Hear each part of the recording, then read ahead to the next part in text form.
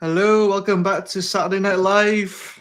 I am your host, Evan James. We are going up, boys. We are going up because we finally somewhat appointed a new manager, still not publicly announced. And as always, to debate me, or to debate with me, is Mr. Rhys David Evans. How are we? No, it's not. I'm joking. I thought I started debate early. All good, yeah, all good.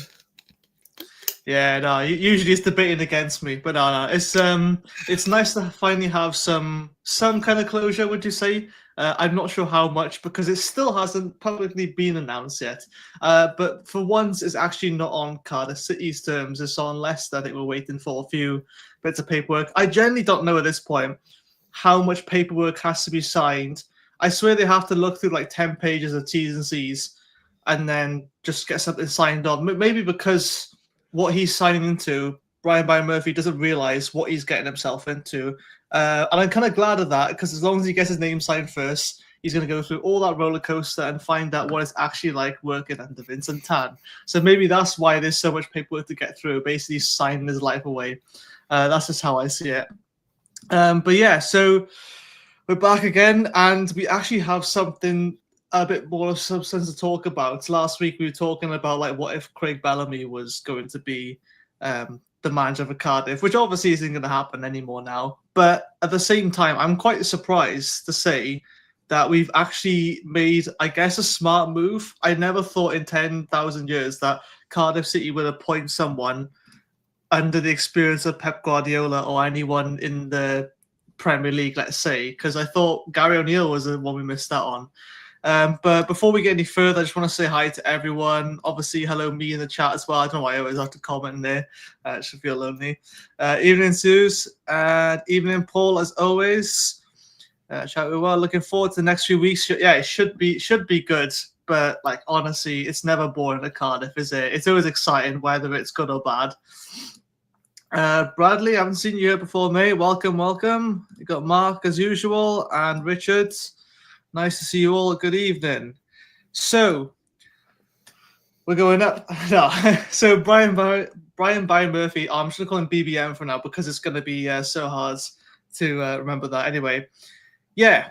We're going to talk a bit about why we think that he could potentially save Cardiff. Maybe there's, a few risks. Simon's already done a few videos right now. We've actually got a playlist that we just started now with all like BBM videos. I think the first one was like posted about like 8 months ago. I think Si told me, which is crazy because I remember him saying that we should get him in. And so we're also going to have another video, I believe, coming out tomorrow, which is quite exciting because Sai is going to be posting about it's a recruitment video of Brian Murphy's first rumored signing allegedly.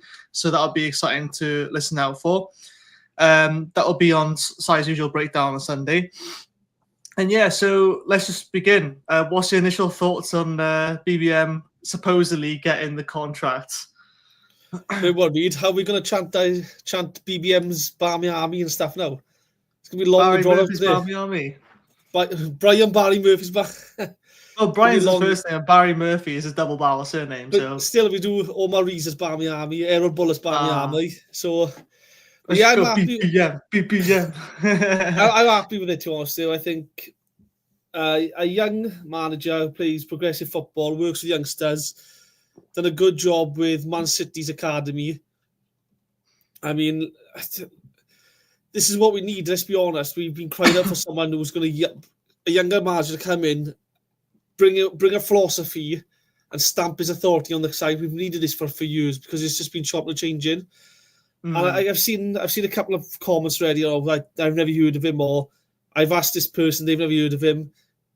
I saw what Kieran McKenna, who'd heard of him when he was at United Academy, and all of a sudden he got switched back to back into the Premier League. Who would you do to Chris Davis, who's at Birmingham City, got them promoted back in the Championship, first goal, set the record in the Football League. He was just a coach of Spurs and then a coach with Celtic. Who would you do of him? There's managers out there who need to start somewhere. I mean, fans are saying they should have got Nathan Jones. Nathan Jones started somewhere. He was unknown when he started. So, it's one of those where I'm sick of people saying, I don't want people to get an opinion of him already because, like I said to you earlier, when things go bad, straight away the opinion will be, I knew it so long. You should have got the job. He's shit. But if things go right, it'll be, he's done okay, but he should have done better with this. So just give him time. Just let him come in, let him do what he's got to do, and let's see what happens. Do you know what I mean? There's no point judging him yet. We don't know. We could come in, transform the way we play, really kick the team on. So I'm happy with the announcement, though, let's be honest. I think if it was Ramsey, I think that would tarnish his legacy, if I'm honest with you. You think? I think it's going to be this season will be not a struggle, but there's going to be some difficult patches this season. And I just know there's a certain element of our fan base who love it when we struggle and when we're failing, and they would have been up in arms the moment Ramsey lost 3 or 4 games in a row. They would have been up, toxic already. And I wouldn't want that to happen for Rambo in his first managerial role. So I'm happy with this. I'm hoping he can bring his own staff in. Like, he needs a say in the staff that come with him. He needs support. And then let's hope he has some say in who comes into the club, because we've seen this, this transfer committee sign players left, right and centre that couldn't get a game under any manager. So let's just hope he gets his way, like. Yeah, that's a good point. I mean, loads of good points, to be fair. And, bringing in your own management as well. Like, I was going to jump in and say, well, of course he's going to get his own management. He's probably going to get a year-long contract. But let's not forget that Omar Rhys had to fight for every person who came in, really. And and Ramsey got his straight away, right? He got his say in everything, and albeit 3 games.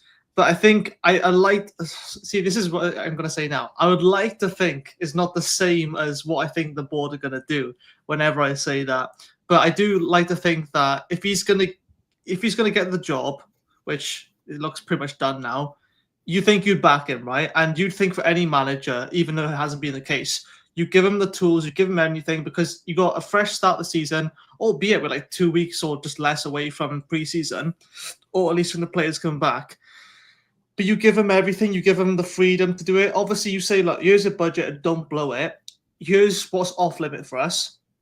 The problem is, I feel like we just, as a club, we're so reluctant to trust. I think that's a big thing, is trust. And that's the one thing that Vincent Tan doesn't have a lot of for anyone. Again, this comes down to past management. It comes down to failed managers who've blown loads of money, like 11 mil on players like Josh Murphy. But at the same time, you're going to have moments at that. Once you get to Premier League, 11 mil isn't that much money at all in the Premier League standards by big clubs. But for us, it was a lot. And you see those kind of little things that I just feel that are enough to convince Vincent Tan to sort of not, again, I know he has a lot of money, I know he invests a lot of money, but it's I just feel like we got such a potentially good manager here now who's worked with real experienced coaches, with Pep Guardiola, and not just him, but just being around other people of that level.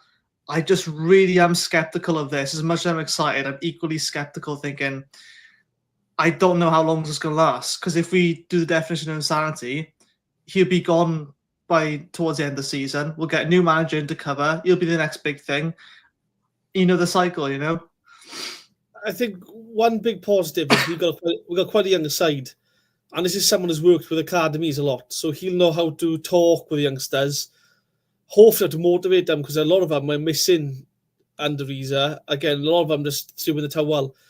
So you're hoping he's going to have that ability to work with youngsters, get them going, get the best out of them. And I suppose when you're at Man City's academy, it's such a demanding job at a different level. So you've got to be able to spot a player, identify a player. You're hoping he can bring that to the club as well. And there's just a lot that needs to be done, because how often have we seen, we heard it under Bullet, we've heard it under previous managers, here's my list of players, the club go out and get someone else instead. The club signs Simic because they think Simic is a long-term plan. We've had 3 managers in one season, not a single one played him. They don't rate them enough to play him. I mean, I think it says it all, really, that the club are making signs left, right and centre, forcing that on the manager, really, and they don't trust them. So we need him to have a say in who comes in there, because, again, this is it sport director or head of recruitment, Patrick Boys. I mean, you stack his record up, but there was a news article come out back in January. I think it was January. John Eustace got the job at Derby. Derby wanted the boys to come in who were head of recruitment, and he put a block on it saying, "Have we seen who they've signed for Cardiff? We don't want him at the club." And that says it all. So crazy. There's that. I think we need a fitness coach, a proper fitness coach now this summer. I think that's something we lacked for a while. I think it's too many games last season where we looked unfit. We couldn't do 45 minutes. Pre-season's going to be a massive thing for us this year. I would have liked this announcement to be in 2-3 weeks earlier, so you'd have time to start looking at things, planning, prepping. But if it's done Monday, it's done Monday. Let's start getting the backroom stuff done now, ready for him, because this is a big job. This is because we will be expected to go back up straight away.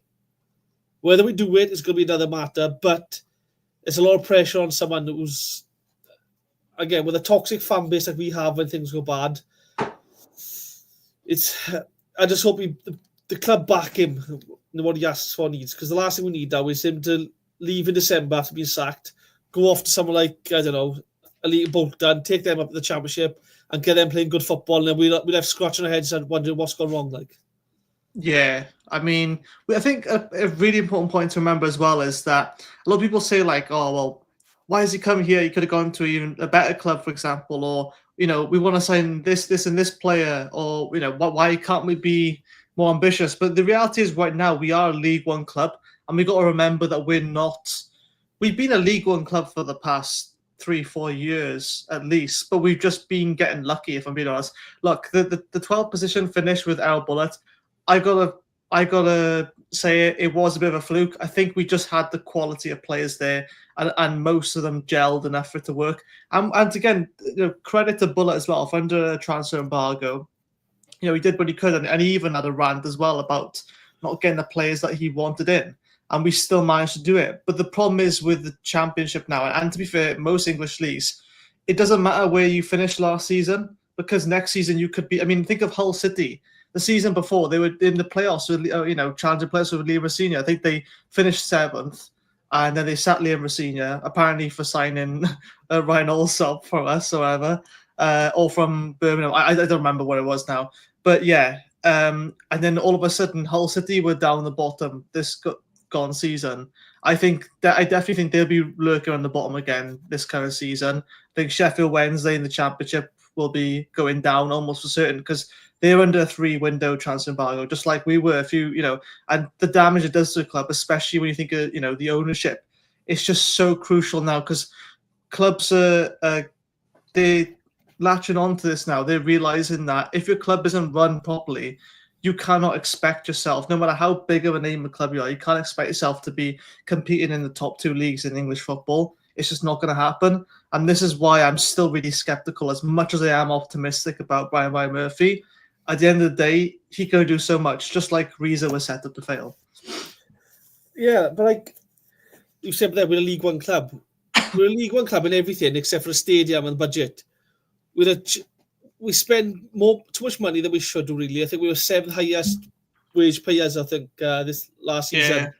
And we've been there like that for the last 4 or 5 years, and we're always finishing just above relegation zone. So obviously the way the money's spent has been poor. I don't know how that's not been looked into.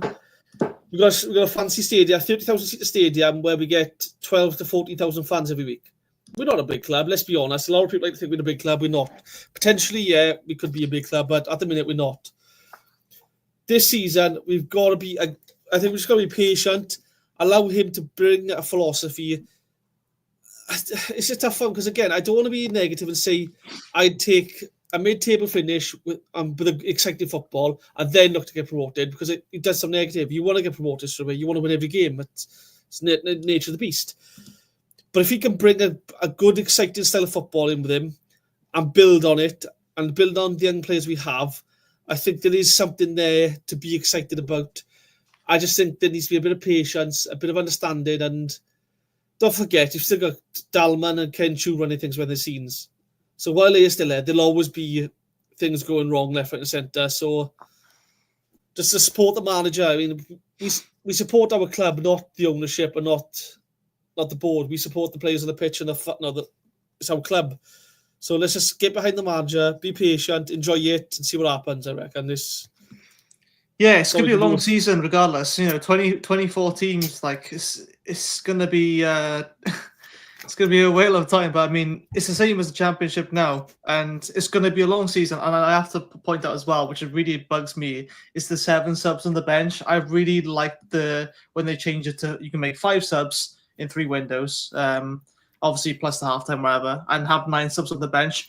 It's going to be a long season. Players are going to be rotated a lot, but it also means that we're not going to have as many options off the bench to change games now. So, for example, let's say, God forbid, our best centre back or say a goalkeeper gets injured, has to go off or gets sent off or whatever. That can be costly of a game. Like someone think of, was it Gutas when he got red card against Plymouth? It's like it was one of the most stupid. I think was it Gutas or was it Chambers? I can't. Oh well, Gutas I think it was. Yeah. Yeah. And when he got sent off, yeah, exactly. It was guaranteed to be given as a red. He still did it. That changed the game. We were in control of the game. We would have 1-0 to be fair, but it's like we lost. I think we lost the game in the end, or we drew. Again, it's such a long season that it was. So it's like, is all this stuff multiplied by 10? The lower down the leagues you get, we always think we go into games. We're definitely going to win this one. We're definitely going to win this one. Or there's no chance we can lose this. Or we'll at least pick up a point. But like, it's so bonkers and crazy. You can never predict anything. And again, everyone's saying, "Oh, we're definitely going up. We're definitely going down." And it's fine to have these opinions and nerdy predictions. I'm saying we're going up. But at the same time, it could be like 2 or 3 players like that one season. I think it was Bullett's first season where everyone was just injured. Callum O'Dowd and Aaron Ramsey missed almost the entire that first season with Bullet. It's like these things can be costly, so we can't rely on. I don't know. Again, there's so many players I feel like we need to clear out, but we can't rely on bringing in any more injury-prone players. For example, I mean, I don't think Ramsey's going to even start 6 games in Mexico, and that's me being respectful. I just don't understand how he gets all this game time out there, even if he is just on a year contract. I think the only reason he's gone out there is his hopes, obviously, to play in the World Cup. But if I'm being honest, I don't see where he fits in League One for us, because he's not going to really want to play, is he? He's not going to be put into third gear playing League One football, is he? Well, this is the thing now, because I mean, don't forget now, we got 46 league games, right? That's before you get the playoffs. If you win the playoffs, before that, you've got the FA Cup first round now. Instead of the third round, in the first round. So already you've got at least an extra game there. If you go into the third, if you get to the third round, you've played 2 games already for that point. If you get the third round, we've got the League Cup first round, which will make a difference to us anyway. But now we've got the Virtual Cup, which is, I believe, a small table, and then it's knockout stages. So already looking at extra, potentially 5 to 10 extra games. So squad rotation would be massive. This is where I think having a coach like Brian Murphy, who's worked with the Cardiff players, would come into effect, because he will look at our academy and go, "I've got to rotate now. I've got to bring the other players in to give other players a rest." So we might see a lot of these academy players make their first team step up. You could, again, Perrett might come in for a game or 2. Dylan Lawler might play a lot more now because he's at so many games. Yeah, exactly. So, he'd be first choice right back unless Renamote is a defensive midfielder. But like international football as well, missing that out, even not including that. Like the cup games alone, it's just so much for like small teams. It's not fair, and it's like we can't expect everyone to be fit 24/7. We're not going to be playing, the likes of Callum O'Dowd, Anik, and Lawler, and all these, and Yusuf Salak if he stays. We're not going to be playing these every game, so it's important. I think we really need a backup striker. I know we need positions everywhere, left back, right back, etc. But we really need someone to compete with Salak. But at the same time, it's like, do you bring in someone of like Salak's level if possible? And then someone snaps. It's just so much to consider, and it's like, sorry, I feel like I interrupted you a bit there, but that's right. Well, this is the thing though, because every player that comes available will go to a Premier League club, then a Championship club, and wherever's left, then that's where the League One clubs can take their pick. But all of a sudden now, we are going to be seen as the team with money, regardless if you've got money or not. So if you're looking at Exeter or Cardiff, you're going to go, well, Cardiff going to offer you a lot more than Exeter will to get me there. So they demand, not mercenaries, but they'll demand extra money as well. So you've got to be very careful about who you sign, because there's a lot of players who they're great for League One, but the step up is too much for them in the Championship. So you've got to be very careful the contract length, how much you pay for them, which players you get, the age of the player. Is he going to be young enough you can develop then, get into the Championship on a regular basis, or is he going to be someone that's past their best but can do a job in League One? There's so many things like that you've got to be aware of, and this is it. The worry for me is you've got a transfer committee and a head of recruitment who tried building a side of the Championship, and let's be honest, it failed. They've now got to do it for the League One. My worry is, will they get the players right? Will they get the signings right? Do they even know what to look for? I mean, there was a story a few years ago when Neil Warnock was in charge. We went after, I think it was Jefferson Lerma, I want to say. Was it Lerma? Oh, wow. I think we had a Bournemouth in the end, didn't he? Bournemouth, yeah. So I think Warnock said at the time, he said, we went in for him for £4 million and they got turned down. And a week later, he signed for Bournemouth for 28 million. I kind of figured, he said, I figured at that point the club weren't realistic in what was needed to be spent. And again, you sort of think, we've not learned anything from that time. We still look at the club that goes, how much is he worth? Oh, he's worth £1 million. Oh, he's £10 in a pack of crisps. Do you know what I mean? We still way behind the times. Like, yeah. So you do worry about things like that? I think the thing is, right, I think people forget how rich Tan is. I think Tan is like a billionaire sort of level. And again, it's mostly his investments. Don't get me wrong, I think Dalman's put like a big investment as well. But you see so many other club owners who haven't got anywhere near the money that Tan has, or Dalman or whatever, but they invest smarter because they don't have the money to chuck away. They don't. This is why, right? See, when you have that much money, why would you get involved and work hard on this football job when, you know, money isn't really at stake for you? Yeah, sure, he's losing loads of money. I'm not saying he wants to lose it, but are we really being honest, right? He knows that he's getting into this thing of chucking away 5 mil every month or every week or whatever. He knows he's doing that, so he knows what he's getting into. So why else would he do it? But the thing is, it's like, when you don't have the money to just chuck down the drain, you're going to be thinking, all right, well, I need to make sure I spend every penny, or as close as I can, on something that's actually going to be valuable. Okay, well, we want to sign this player. Okay, but right, if we get him, we need to make sure that he is going to be what everyone says to be, or we can get this cheaper alternative. You know, it's like all these things you've got to consider. It's like we don't get a lot of money. We don't see a lot of where the money goes, really. I think that's what the problem is. And again, it's getting this vast amount of agency, which I think was an absolute waste of time. Because if we're all being honest, you could just ask the fans, oh, what managers would you consider? We all would have said these names, because these are the players, these are the managers that were free agents, or that were, you know, the ones that we were interested in. It's like, there was not many real, like, only Ian Everett was the one person I hadn't heard of before. And he was one that nobody wanted by the sounds of it, because no one had a good word to say about him, at least Bolton fans, even after they got promoted.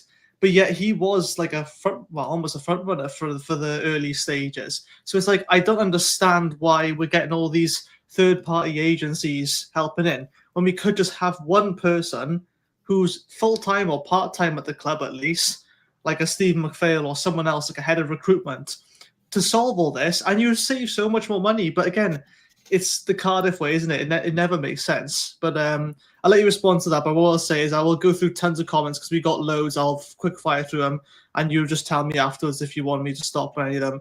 But yeah, I'm not sure if I had anything else to add on that. Well, like, yeah, as I say, you said about why the club didn't do it. Let's be honest, because the Chuckle brothers running things. As a businessman, right, when you're losing £5 million a month, surely you're going to be asking, what are the two clowns in charge doing to lose me that money every month? Again, if Tan really was a smart businessman, all he's got to do is go, right, this is the budget for the season. Right? You guys, if you will run it, you work out why and where it goes. If that means that this much goes on transfers, you do it, but that's the budget for the season. Don't come to me for more, that's the budget.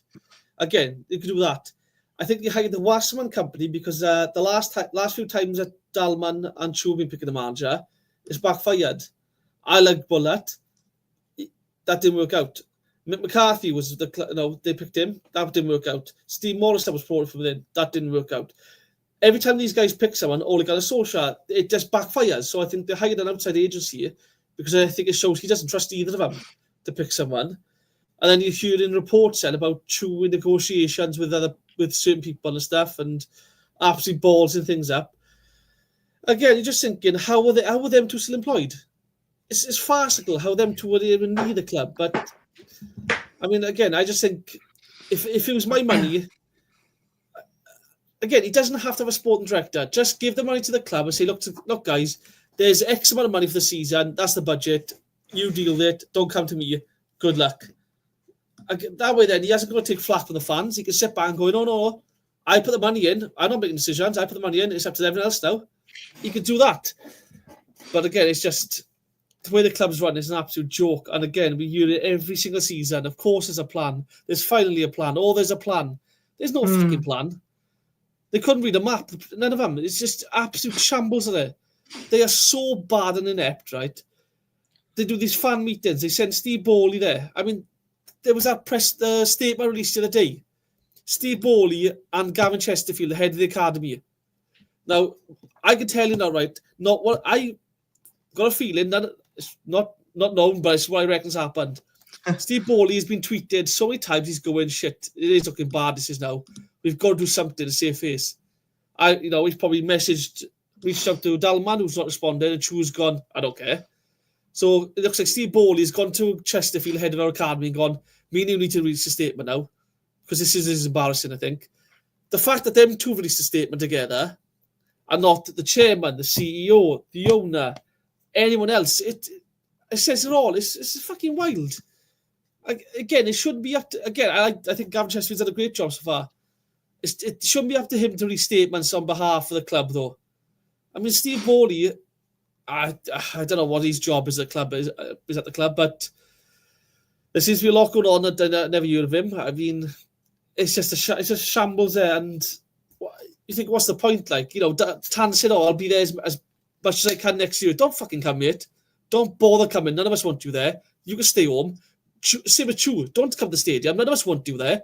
Take your toy cars and fuck off, sell them else to sell them. We don't want to need the stadium. Same with Dalma, none of them at the club.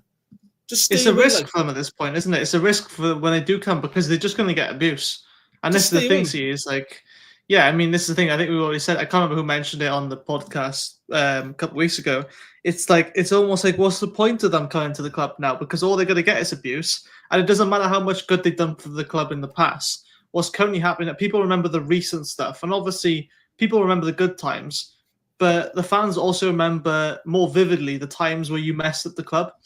And, I don't have to give many examples. I could just say one word, red. And, like, that's literally all you need to know. And some fans from that point on, and again, I'm sure you haven't forgiven them for that still, like, just that one example. And that's how fans concerned. I know we have, like, a very 50-50 fan base, quite a few toxic fans, but there's also people who just really, really love the club. And this is the problem. It's not a problem that we love the club, but it's the fact that you're going to get the really, really passionate fans where if you're doing a great job, they'll absolutely love you and they'll fight for you. If you're not doing a good job, they will let you know. But the thing is, I think it's more the ignorance than anything that makes us, not turn. But anyway, we got tons of comments, and if I don't read them, I think everyone will just leave, and we'll be left with two people watching, which would be me and someone else. So anyway, but again, it's nice to see loads of green names. Got some new names in here as well I haven't seen before. So guys, remember the green names, if you can see them, it's people who are members. So please become a member if you haven't already. It's honestly, it's cheap as chips. It's like, I mean, to be fair now, it is got to be cheaper than a cup of coffee at Starbucks anyway. They still would spell my name wrong. They'll call me Ewan or something. But let's just storm through the comments. We've got tons to get through. I'll try my best to get through loads, but you just have to bear with me. I won't get through all of them. So let's see. Sue says, should be able to get some of Manager City. I can't even read today. What's it? Should be able to get some of Manager City's better. Right, okay. Maybe it's autocorrect, I think, if you type on the phone, yeah. I was thinking, oh, God, I'm having a brain fog moment.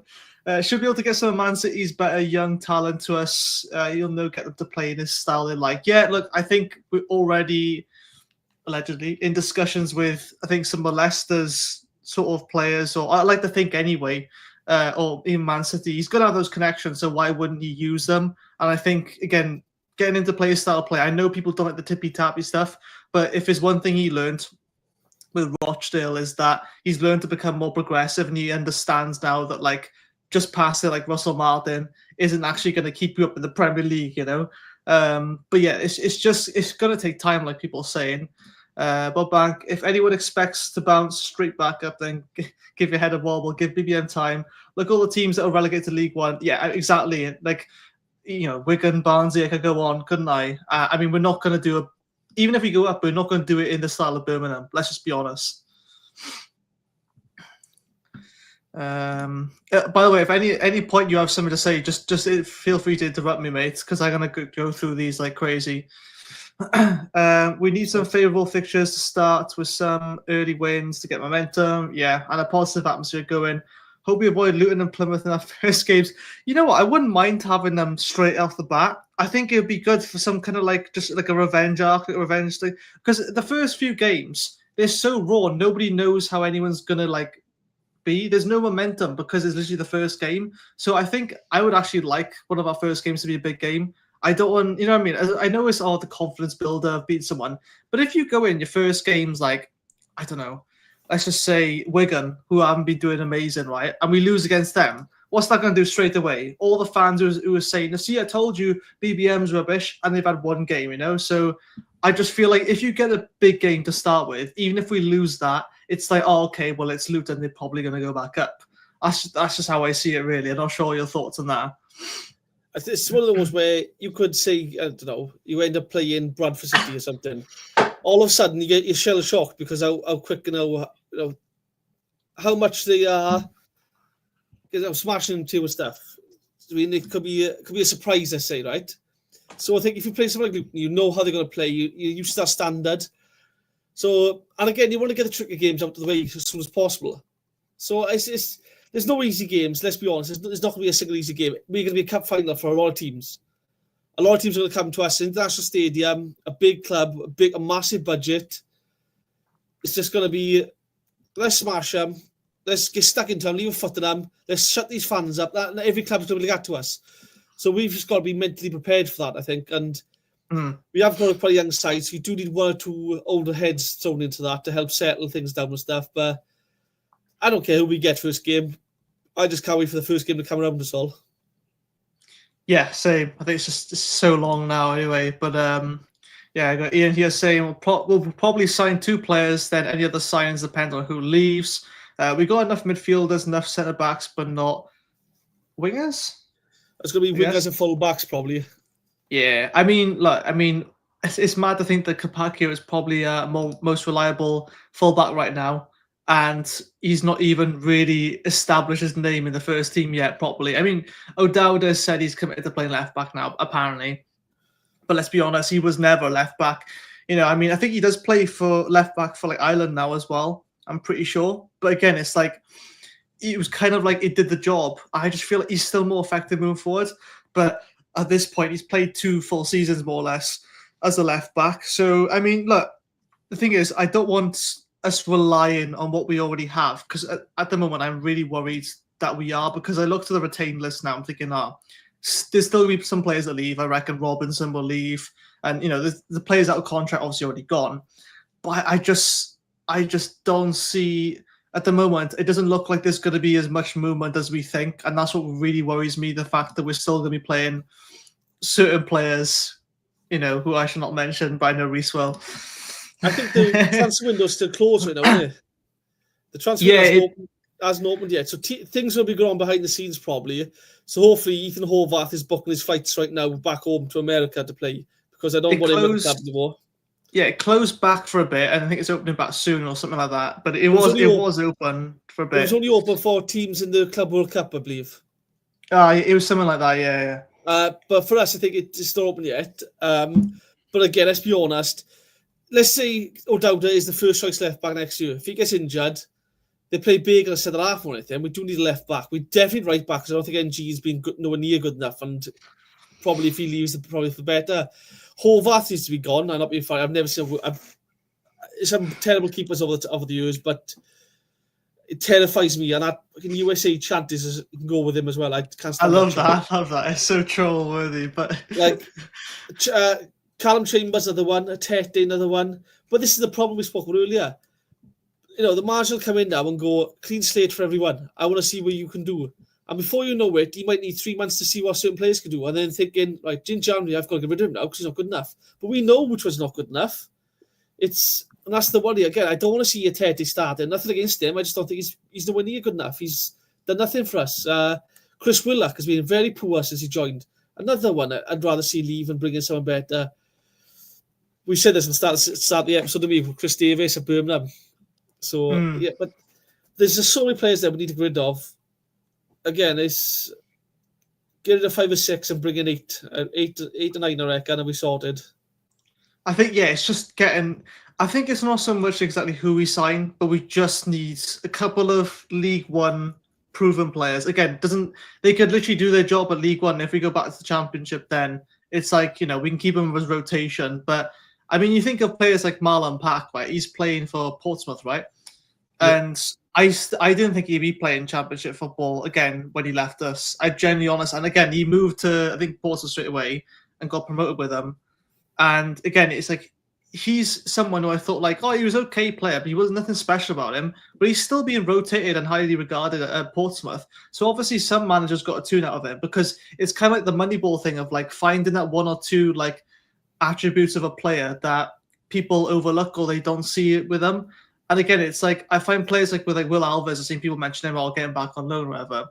It's like I felt like he has really very specific or niche traits. Like he was very good with close control dribbling. He would be good at probably a counter-attacking team. The problem is though he had no end product, so people would look at him and go like, "Oh, well, we're not going to buy him because he hasn't got any end product." But that's not to say you can't find a way of integrating someone like him in your team. I mean, again, he's still a really young player, so it's not the best example. But again, you look at other players, like they might be a really good long thrower. Christ, we could do one of those in League One. You know what I mean? It's becoming a lot more popular again. Now you're seeing the long throwers in the Championship, like Oxford, I think, were doing it as well.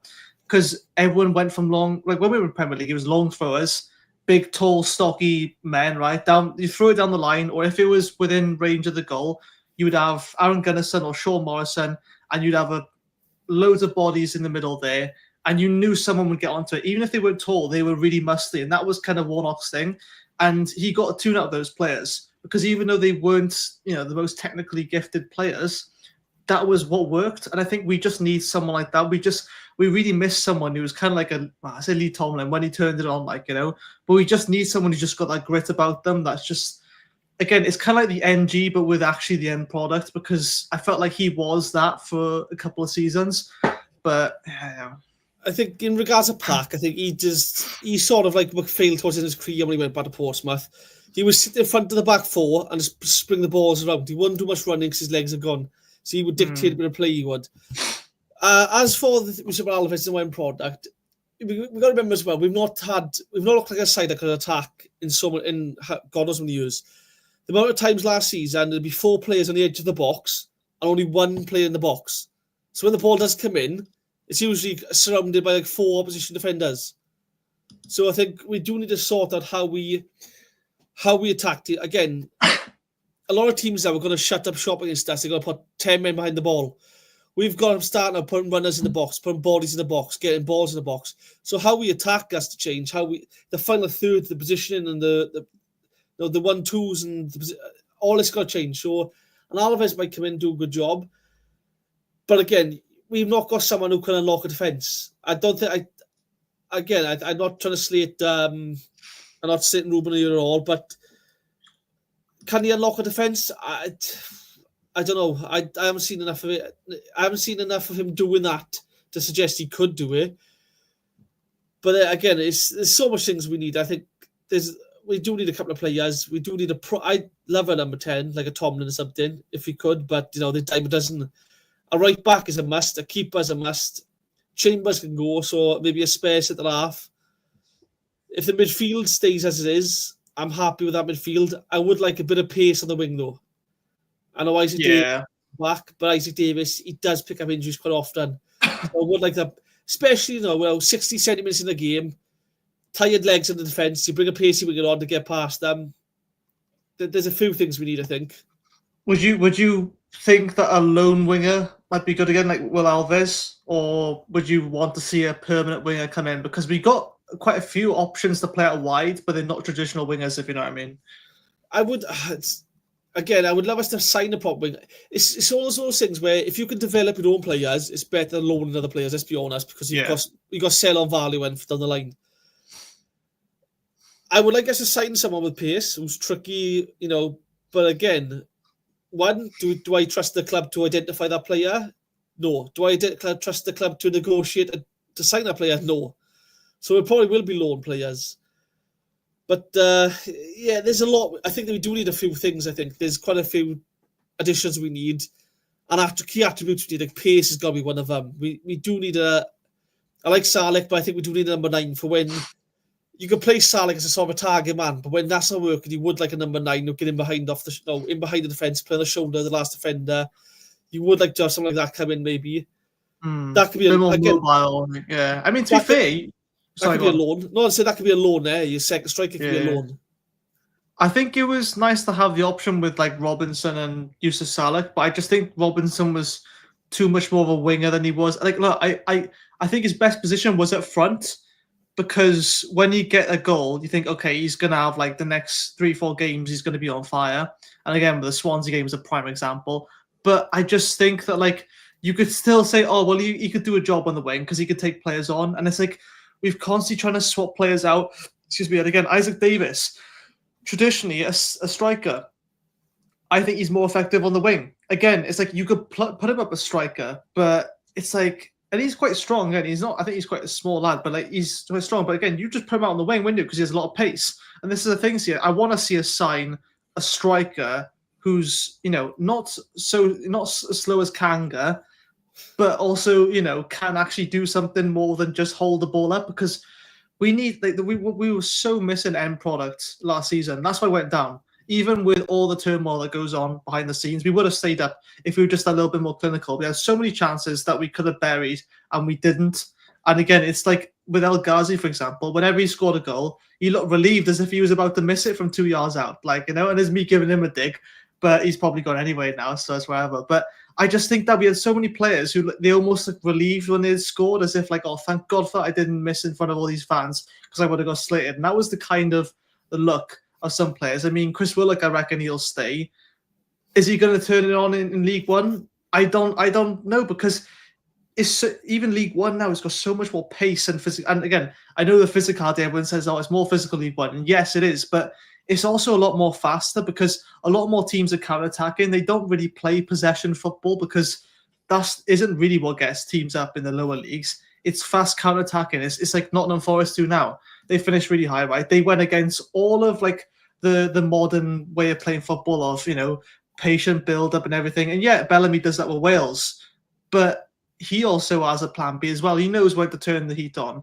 And it's like League One clubs, they're going to be munching at us and thinking like, oh yeah, we'd love to beat Cardiff here. They're expected to just breeze all over us. But we know we can shock them. And just by them getting a win, think of all the teams that turn form against us, right? We give so many teams a free pass. Other clubs in League One now, a league below, are going to be thinking the same exact thing. And the confidence boost that's going to do if someone like, I don't know, Bradford, for example, they beat us, like, especially if they were home. It's like those games now, we need to stop being the team that we change their form because we're just so known for that now. It's so annoying. It was watching Robbo this year. He was playing like a false 9 when he was up top. He would drop so deep to pick the ball up. Yeah. And when he'd go forward, there was no one ahead of him. It's like Max Waters. It was the same thing. There was literally no one ahead of him to give the ball to because we were so slow going forward. And then you're just thinking, you do need something to change up a bit. When you talk about the counter football again now, let's say now you're, I don't know, Bradford City preparing for Cardiff this weekend. If Willock plays, what's he going to do? He's going to stop on the wing, on the left-hand side, cut back inside onto his right foot, and then put the cross in. So as a defender, all you got to do is show him the channel. He won't take you down the channel. He can't, because he just doesn't seem capable of it. I don't know why. He just doesn't attempt to stop and look to pass it away instead. It's things like this. And I don't know if it's been coached into him or if it's... I'm sick of this inverted wingers / inside forwards. That's got to change. Wingers stay wide, play them on the natural side so they can get the crosses in the box. stop trying to pass the ball in the box. The amount of times last year we get the ball right hand side and you'd have Ashford, Ruben, NG, and Turnbull, all four stood on the corner of the box, passing around each other. No one puts the ball in the box. They lose it. We hit the countdown, bang, as a goal. The amount of times that happens is frustrating. Yeah. So we need to be coached now with the final third. Something's got to happen there because it's fucking ridiculous how poor we are in the final third. We had chances, but looking back, you're thinking in some games we had one shot on target after 78 minutes, a shot on target 81st minute. We finished the game with 2 shots on target, both teamed, or 2 headers, not a single actual shot. Things like that can't be acceptable no more. Our home as well, that's ridiculous. There's so much wrong with the club. I just think we need to give this manager now time to work with the players and his staff to work with players and to set things up now, because it will take a few months to get these ideas across. There's a lot of work needs to be done in this club. I am frustrated that it's taking this long though to get to where we are now.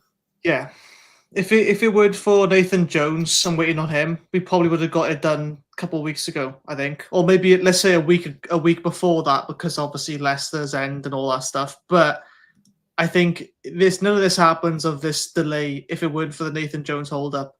And again, I understand it. Like, I know some people are diehard Nathan Jones fans. I would have been happy with him. Oh, no, that's a lie. Okay, so I like him that he's a Cardiff boy and everything, but I think once the ship has sailed, you just kind of got to move on. I think we were just kind of hoping that Charlton would lose, and then he would, and all that kind of stuff. I was hoping Charlton would win purely because I wanted clarity on the situation of knowing, are we getting him or are we not getting him? And I just think with Brian by Murphy, for once, I think the club is kind of looking a bit more long-term, or maybe it's just because it was a cheaper appointment, who knows? Probably was that, really, let's be honest. He signed a new 5-year deal. But we think of the youngsters now. Think of Alex Robertson. It's a name I put on my notes here. I just put Alex Robertson full stop. Do you think now maybe he'd be more inclined to stay for a season and see what happens? Because now I think he's worked under Brian Murphy already.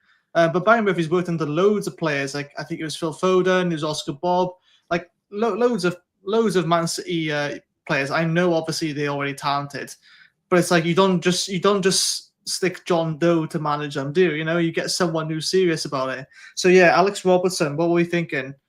I don't think it matters. I think if a club comes in with an offer for any of our players, they're gone. Until then, they're under contract. So I don't think it matters if they want to not. You're under contract. You play for the club. Don't disrespect the fans and stuff like that. So there's that. But again, there's 2 ways looking at it. So one, you could say Nathan Jones was the first choice. They were told what the package was. They took too long. They ballsed it up. He says he goes elsewhere. He stays at Charlton. So he signs a 5-year deal. Fine. Then they go back to then Ramsey's now a choice. The Ramsey one for me was the one which I think was going to signify what happens with the club. If Ramsey gets the job, it's because he said he wanted a sporting director above him, he wanted a manager structure around him, and he wanted the board not to change. Now, we know Chu and the boys were the 2 negotiators. Now, you're telling me now their job is to get him to sign the contract, knowing them 2 will lose their jobs potentially at that point. So I can't imagine him doing that. I can see why Ramsey's going, regardless of what wage they offered him. I just think they would have hung out to dry. They would have found a way to say, to change their mind or something. Oh, we will get a sporting director in, but it won't be official, they won't. Or it'll be someone that, it'll be like, you speak to this guy, but he'll speak to him, then he'll speak to me. It'll be like that. It'll be shit like that. It wouldn't get paid for it probably. It'll just be like, kind of like Bellamy speaking to Ramsey, wouldn't it? So I think Brian Murphy, someone's worked with youngsters, he's worked with academies, he'd know how to get the best of the youngsters. Again, like I said earlier, Spurs had Chris Davis, who went to Birmingham City, he got promoted. Man United's academy had Kieran McKenna, went to Ipswich, got promoted. I think Nigel Atkins previously was a coach at Scunthorpe, went to Southampton, got them back-to-back promotions. Paul Lambert was Colchester manager, doing not much there. He ends up getting an Norwich job, gets them back-to-back promotion. It can be done with some of these younger guys. They just need to be given a chance. Like I said earlier, I just hope the people above him don't fuck him over. Oh well, can I just clip that and we'll come back to it in a couple of months' time, maybe. No. But I just thought I'd bring up this comment here. I've been looking through it as I was listening. Saying Salak needs to grow some this season and demand the cross off the players because he's key. Now, when I first started reading this, I was thinking, oh no, this is just a silly comment. But I understand, JB, what you mean by this and saying that. I think he was last season as well. He was kind of like arguing a Rhys a bit, saying like, this is how I need to be playing. And again, it does need to be like that. And you don't want to see players arguing or whatever. But I think even he said himself, or it might be Rhys saying, like, when you see players that are heated on the pitch, it's not exactly personal. It's just saying they're demanding more from them. Even Ramsey, he was playing passes before that like were too intelligent for players to realize, oh, I should be running onto this pass. It's like Ruben Colwill is another one. I feel like his mentality in terms of like, again, I know he does too much, but I do feel like his football IQ is above a lot of the Cardiff City players. But again, it's kind of like not being around other players who are on the same level of thinking. And I think with Salak, he's just 2-3 steps ahead of like most of our players. And that's why I can see sometimes he does get frustrated. So it's so important that you just use him. I know he's still really young, but he's clearly levels above some of our players. I think, again, it's not just the trust with the board put into the manager, but it's also the trust of the players. And when we've been in this losing streak or this, not winning form, let's say, unbeaten run, which got us relegated, it's kind of hard to put trust in players. But this season more than not, like, again, people are saying about we need a good home attendance. We've already sold 10,000 season tickets without even having a manager in place. Like, that's embarrassing, the fact that the club haven't, moved more urgently. But again, you cut them a bit of slack because they tried to get Nathan Jones and obviously didn't work out. So you can understand a bit of delay. But it just shows, goes to show that like we have so many dedicated Cardiff City fans, be it year after year, they don't deliver. And we're not expecting miracles, like we say. But it's just like, it's somewhat refreshing to hear that the manager we've got now, again, he's more of like a developing coach, as opposed to just like, oh, he's got someone promoted to the championship before, because that's what Ian Evatt was. Let's be honest. I understand Tan's way of thinking, like, oh yeah, let's just, he's got a couple of promotions on his CV, let's get him. It's like just saying like, oh, he's worked at 2 other places before that, has been on till service. Let's just get him in, without thinking like, wow, he got fired from his 2 jobs for arguing with customers. It's like, that's the kind of like application that I felt like Ian Evatt was. It was just thinking, oh yeah, he's got a few promotions, just hire him. And I'm glad they didn't do that, because I felt like we could have easily just gone in the first week, I will just have him.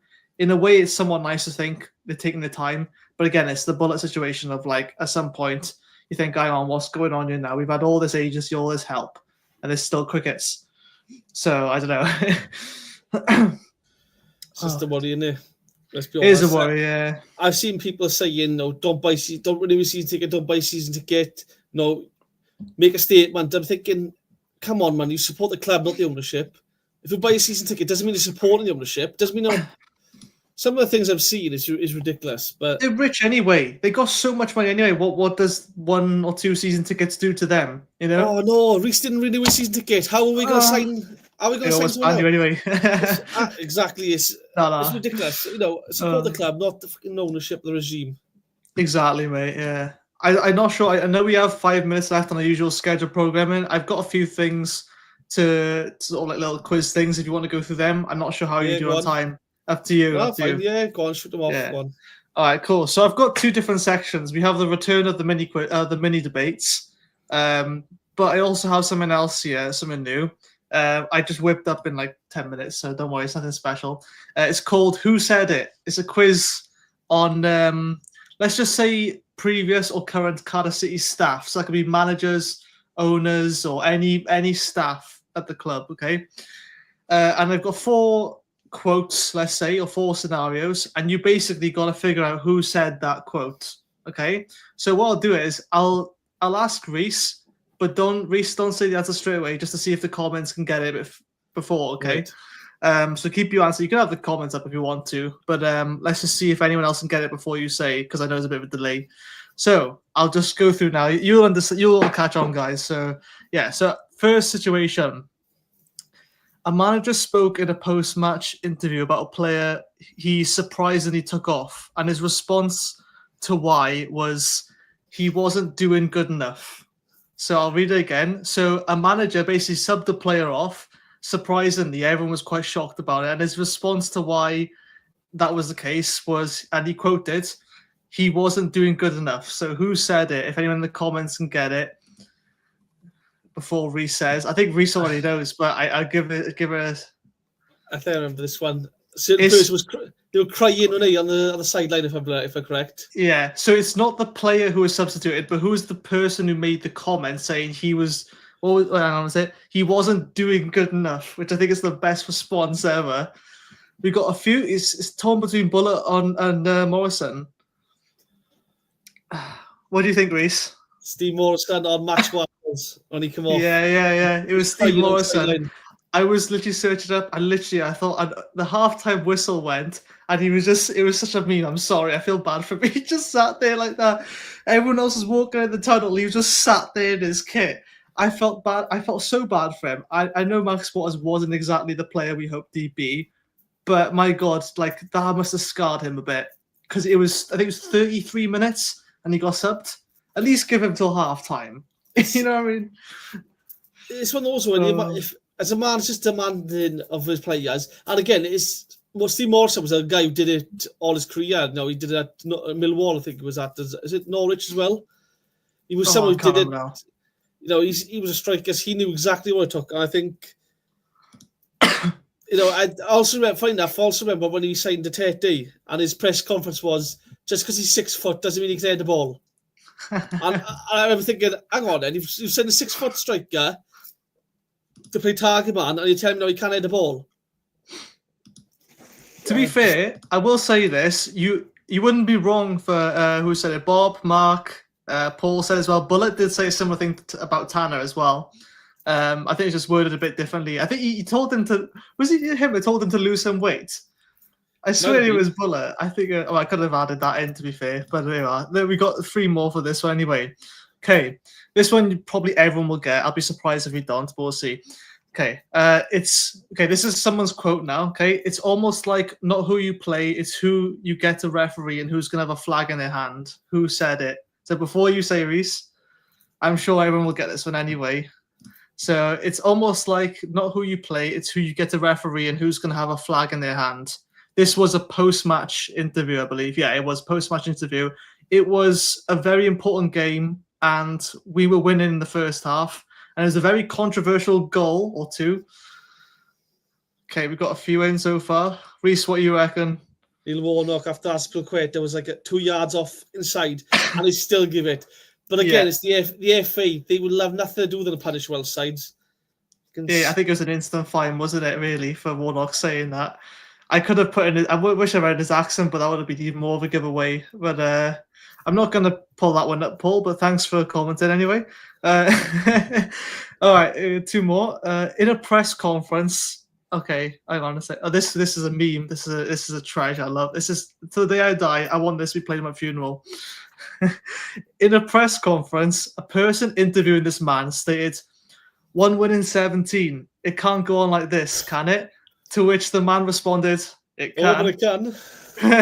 Who said it? That's Bob straight in there.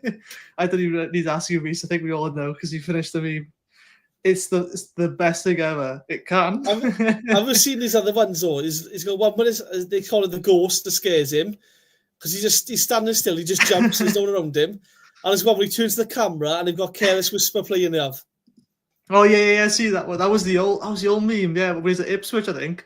Yeah, Mick 10 centre backs in it. Mick centre back. Oh, there we are. Let's see. You've got one more. This one I've mentioned before, but I'll be. Oh, I don't know. We'll see how it goes. It's a medium difficulty, I'd say. Okay, so this is someone quoting. At this point of time, I will stay. Unless the fans really piss me off so much, I will leave. Who said it? So I'll say it again. At this point of time, I will stay. Unless the fans really piss me off so much, I will leave. Who said it? Let's see if anyone can get it. Okay. That's a good shout, John, to be fair. That wasn't me giving it away, by the way. I'm not saying if it's right or wrong yet. To be fair, I think you probably said a version of that anyway after the Plymouth game, Lilian. All the previous managers, Bobby, to be fair, you're probably not wrong with that.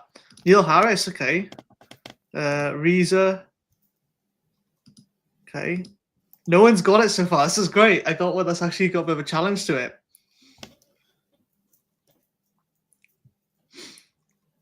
I don't know if it's answered, but I'm pretty sure Vincent Tan said that as well.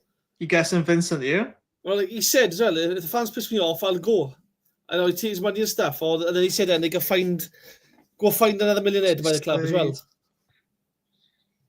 I actually had to dig a bit for the actual quote that was said. And I'm glad that the wording of it didn't give it away too obviously, because it's a bit of broken English. But it was, in fact, Vincent Tan who said it. So well done. You're the only person. Graham got in last second as well, but well done for that. Because, yeah, he said when he was wearing the red kit, I think it was the Premier League season under Ole. And, yeah, it was about 8 years ago now, and he said it. He said, if the fans pee me off enough, I will leave.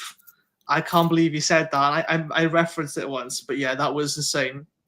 And that was like, you know, go on. Just to say though, Vincent, you're clearly not a man of your word, because none of us like you, and he's still you. He's still yeah. Well, just fuck off, like. I think obviously we look at the obvious, like the court case going on hasn't really helped. I think he would, if he could have, he would have been long gone. But it's also trying to find someone to take over. But then again, long gone sounded like a owner that would take over as well. But yeah, oh my god, I doubt it'd be Ramsey, but I hope not. To be fair, he's probably thinking it to a certain point if he was at the club for like managing for a few years, but no, I doubt that very much. But yeah, that was just a little like who said it. I thought it was cool. The problem is though, it's probably not going to be a recurring show because I can't think of many of the famous quotes really. Let's search YouTube for them. Yeah, last week I know we did the mini debates. I got a few here, but it's whether you have time for that or you want to wrap up. No, I'll shoot some across the front. They're not going to be as good, but guys, again, it's the interactive part of the Saturday Night Live. I thought, why not? Oh, God. Okay, this is going to be interesting. So, if you're not aware, guys, basically, I'll read out a situation. There's no right or wrong answers, unless you pick Ethan Horvath. But there's no right or wrong answers. It's just, it'd be a bit of fun, really, to see in different situations. So, picture this, right? You go to a restaurant with your family, and you order a meal from the menu, doesn't matter what, and you end up waiting 45 minutes to get your meal to come, and you're like a bit annoyed now, only to receive something completely different to what you ordered, and the reason was they couldn't be bothered to serve you what you wanted. So who served you the meal? Was it Chris Willock, Yaku Mete, or Anwar El Ghazi? Ken Chuba, sounds of it. That was the call center last week. You know, that's Ken Chuba. God. To be fair, Mate Deal tries his hardest. I've got to end products. He's probably overcooked your steak rather than undercooked it. Hey, I'll be happy with that. Like El Ghazi don't look like he'll pass 5 yards at some point, so I reckon it's him. Yeah, for a hot dog, he gives you like, I don't know, I don't know what you give you. Oh man, Kanga. Yeah, to be fair, that I should have put Kanga in there. That would have been a good one. Oh, that plate never rhymes if it's Kanga. No, it's true. You'd be waiting a lot longer than 45 minutes. Okay, I don't know how many people have watched this series, but who would last the longest in Squid Game season 1? So Squid Game's basically like Hunger Games. It's last man standing. That's all you need to know. And if you lose the games, you basically die. But they're all like childhood games. So who would be the longest to survive in Squid Games' first season if you've seen it? Isaac Davis, Sivert Mansberg, or Callum Chambers. Callum Chambers probably wouldn't do red light, green light. It wouldn't be fast enough to finish in time, I think. But I think Chambers survived. But let's be honest, he couldn't stop a thing, right? There's no way a bullet hitting him. The amount of times the ball's been past him last year, he's definitely not going to bullet in him, is he? Let's be honest. All the others will be quick enough. They'll go off first, and all the mistakes they make, he'll just try and avoid. I think, oh god, I think Davis will probably get injured in the first game, and then he probably like just crawl his way. I don't know. I'm trying to think now. I'm trying to think of the tug of war as well. If any of them would get that far. Oh god, who would you have as your tug of war team? I'm trying to think. Aaron Maybe Gunnison, over. Patterson. He'd missed the rope, wouldn't he? Let's be honest. Oh God, there we are. Who would you? Oh yeah, who would you take as your wingman going on a group date? David Marshall, Lee Tomlin, or Kev McNaughton? Probably the first all-timer. Kev, well, I don't know actually, because Tomlin will probably be thinking about the next meal. Let's be honest. Let's get kebab in, but fuck these girls off. Get kebab in. Jesus Christ, should have asked this one. McNaughton, I think, because he'll get absolutely wankered and he can buy the drinks tonight and he'll have a laugh regardless. Super Kev. It's the first probably like all time I put it there really because I'm not knowledgeable about it. But let's see, got Tan there.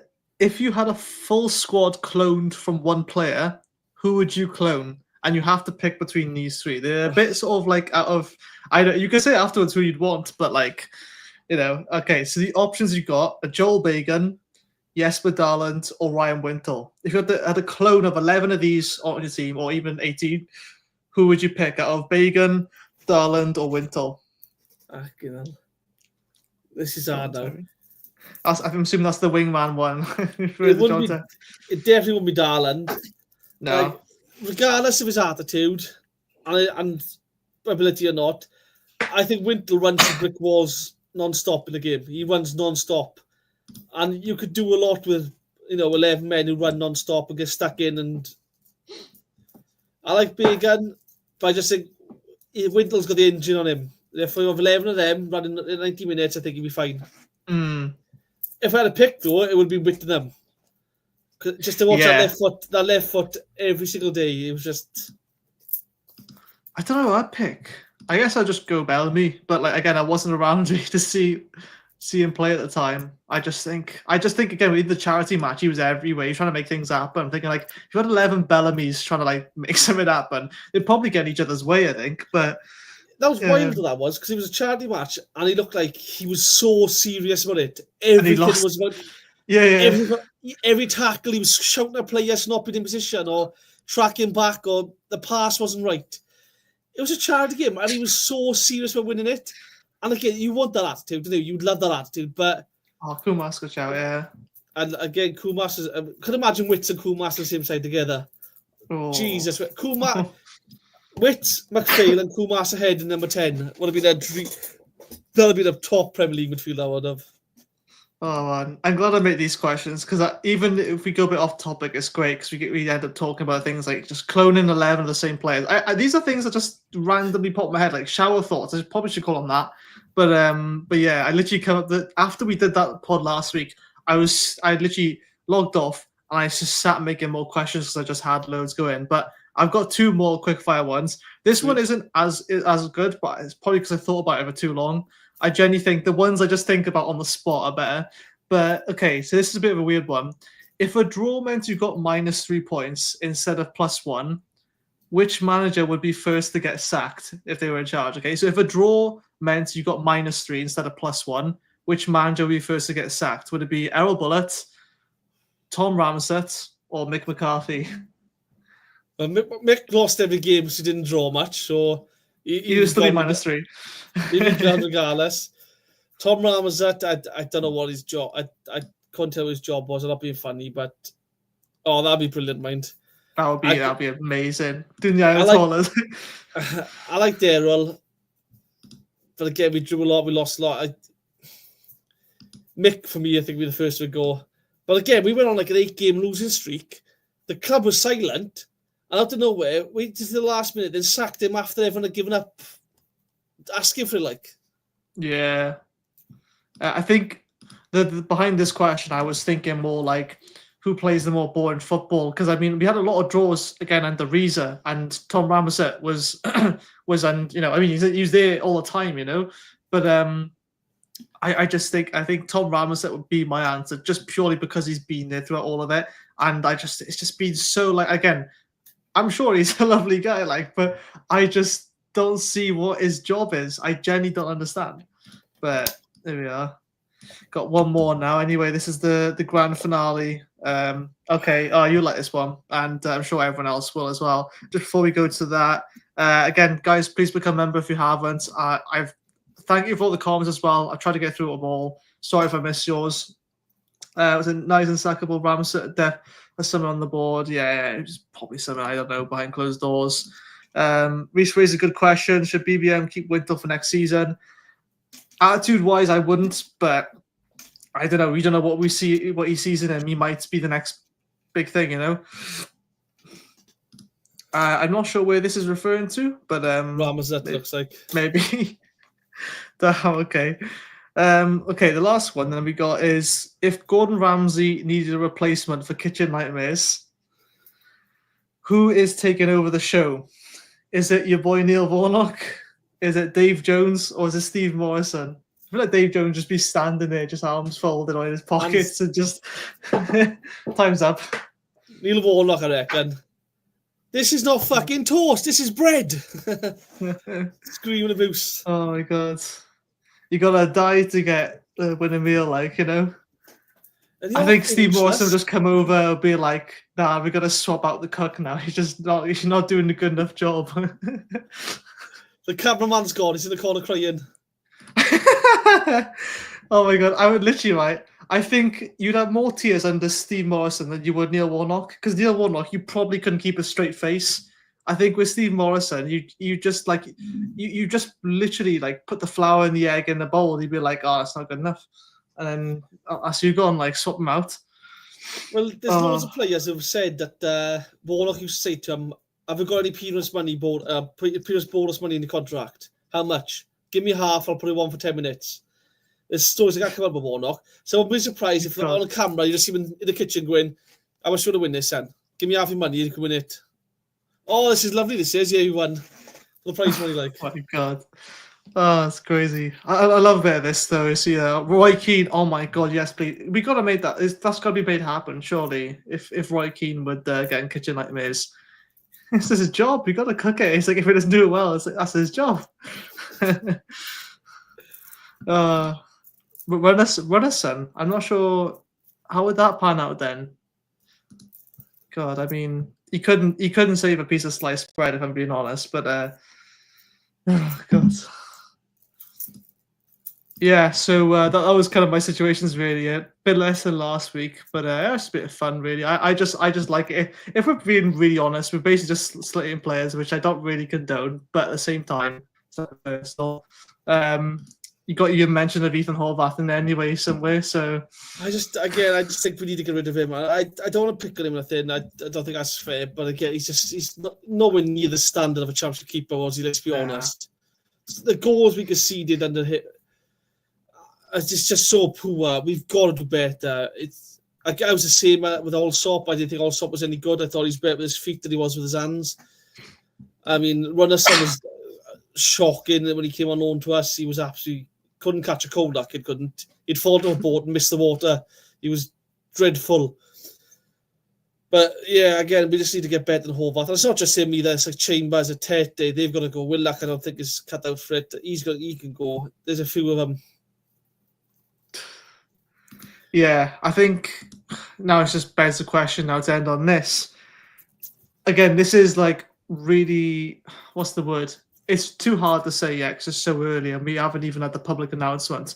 But for you in the comments as well, please ask as well. Please tell me. Right now, at this current position, with everything else considered, where do you see us finishing without, like, this is like very, very early predictions. And yeah, just get your comments below now before we finish. And also, please leave a comment after the video as well so we can see, because those actually stay on there and they do help with the algorithm, recommend the channel. Be much appreciated. So where do you see us position-wise finishing? Do you think we're going to surprise some teams in either good or bad ways? What's going to happen? Me personally, I'd love to win the league, win every single game, set a new record, smash every team, clean sheet every week. I reckon we'll end up 10th if I'm honest to. I think we will have it'll be a patch where things go against us, and it'll be a surprise for the first few games, I think, for a few of them. I say 10th, I reckon, first season. I hope we go up though. Again, to go up to the playoffs is the best feeling in the world. Winning the playoff is unbeatable. So, but I hate the playoffs. I see. Now this is the thing. See, I think this will change with the manager because that's what he is in control of. Is changing the mentality. I think with a change of play style usually comes a change of mentality as well. And I'd like to think this is the part I'm optimistic of. I think he's just going to bring something new or something different that will get the players on board. And when they start seeing, again, we don't press properly. We literally press in a straight line. We just run forward like headless chickens. And then we wonder why a ball over the top beats us. When we press, I know, I'm not like the tactical genius of like Jurgen Klopp's gegenpress, whatever. But you see in other teams, the striker will split the two centre-backs in the middle and he'll pick a side and he'll face one direction. And that will be like the initiation of closing one corner of the pitch. And that's how they press to stop players in. The striker will just stay between the two centre-backs so they can't knock it round. So it forces them to play a long ball down the wings or anywhere else and makes them panic, see? This is the kind of stuff that will work, or I believe will work in League One. Again, I haven't got my UEFA badges, but I tell you what, I felt like I did when Rhys was in charge. Again, no disrespect to him, but it's just, you set to fail anyway. But I just feel like things like pressing, we need to get right. And I feel like when we have this, whatever kind of style we implement, if it's just a big enough change, I feel like that can be the difference that at least gets them mentally on board. And like I said with you, I was thinking 10th position for a long time. I'm thinking, you know what?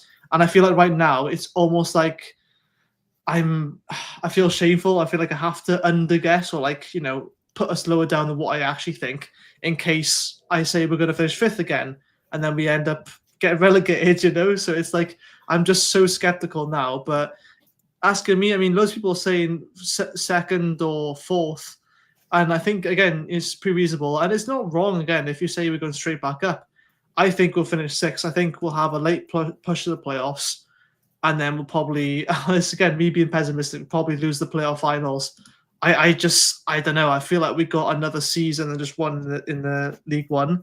I hope I'm wrong again, like you said. But that's just the way I see things. I think it's a bigger task for BBM to do than people think.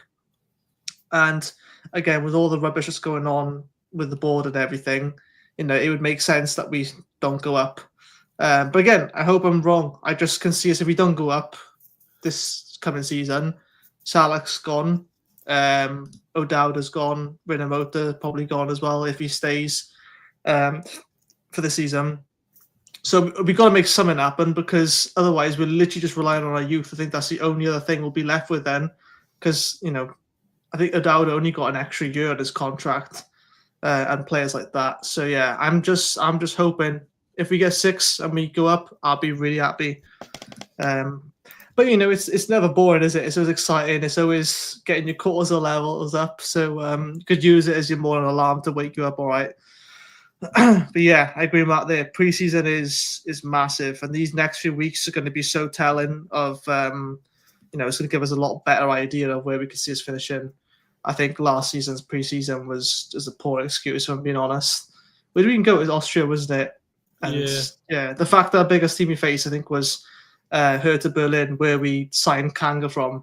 I have no idea what they saw from him. But it wasn't just that, though. When we came back, we had like Penabont, Kidderminster, and me and Matt went to watch him, and it was always the same thing. It was 9 under-21s players and 2 first-team players. And the 2 first-team players would be Tana and maybe Isaac Davis would come on. Or Ruben would come on for 5 minutes. And I was thinking, then the first year, training, where the first-team players, or Turnbull will show up for 10 minutes. And I'm thinking, this is not a way to get fit. This is really poor. And we wonder why they got injured. Yeah, you see there, the first 3 months, we weren't nowhere near match sharp. But then after that, we're playing catch-up all season now, we were. Yeah, I mean, we used so many youngsters, in the preseason, and then we're thinking, oh, they'd be good, and then we didn't play almost a single one of them. So I don't know, but yeah. So again, thank you all guys for joining as well. And again, it's nice to see loads of familiar faces and some new ones as well. Apparently, Robinson's got 2 years. Unfortunately, I think he will go. To be fair, again, just because they say they have so many years doesn't mean they're going to be staying here to run down. But yeah, up with Prescott. I hope he does well under by Murphy. Yeah, thanks all for tuning in again, and I'm sure I'll see you through the week when me and Rhys will be back in a normal Saturday Night Live next week, hopefully, when we have something to talk about regards to preseason and BBM. We're going up. See you soon.